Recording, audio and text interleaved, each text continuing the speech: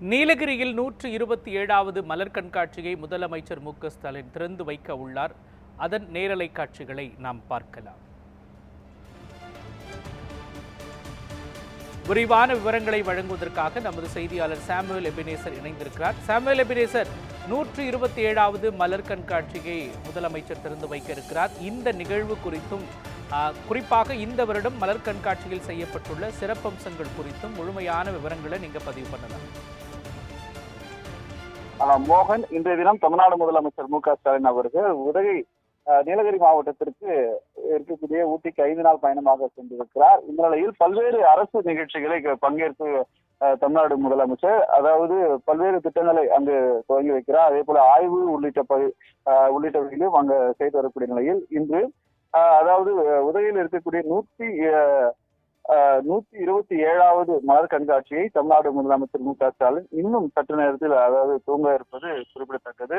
குறிப்பாக அதாவது உதகை மண்டலம் அரசு தாவரவியல் பூங்காவில் இன்றைய தினம் அதாவது 127வது உதகை மலர் கண்காட்சியை தமிழ்நாடு முதலமைச்சர் மு.க.ஸ்டாலின் தெரிவிக்கிறார். அதுக்கு முன்பதாக அதாவது வறுவழியில் அங்க இருக்கக்கூடிய ஏராளமான பொதுமக்கள் மற்றும் அதே போல கட்சி நிர்வாகிகள், தொண்டர்கள் என ஏராளமான தமிழ்நாடு முதலமைச்சருக்கு தங்களது வரவேற்பையும் அதே போல தங்களது வாழ்த்துதலும் தெரிவித்து வருகின்றனர். இது மட்டுமல்லாமல் இந்த மலர் கண்காட்சியை பார்த்தோம்னால் அதாவது ஆண்டுதோறும் அது கோடை காலங்களில் நடைபெறுவது வழக்கம். இந்த நிலையில் 127வது இந்த மலர் கண்காட்சியில் தமிழ்நாடு முதலமைச்சர் மு.க.ஸ்டாலின் அங்க இருக்கக்கூடிய ஒவ்வொரு மலர்களின் அதாவது தாவரங்கள் அதே போல ரோஜா மலர்களால் அலங்கரிக்கப்பட்டிருக்கக்கூடிய காட்சிகளையும் அதே போல அங்க பார்த்தோம்னால் ஒவ்வொரு தாவரவியலுக்கும் ஒவ்வொரு செடி மற்றும் அதே போல புதிதாக இருக்கக்கூடிய அதோடைய விவரங்கள் வரக்கூடிய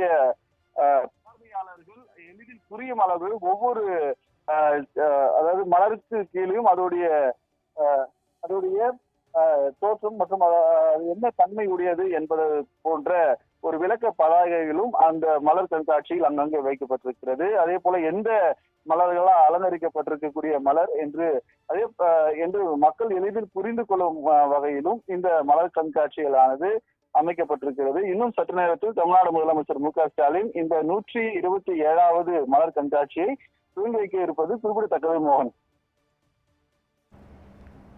விவரங்களையும் காட்சிகளையும் வழங்கியதற்கு நன்றி சாமுவேல் எபினேசர்.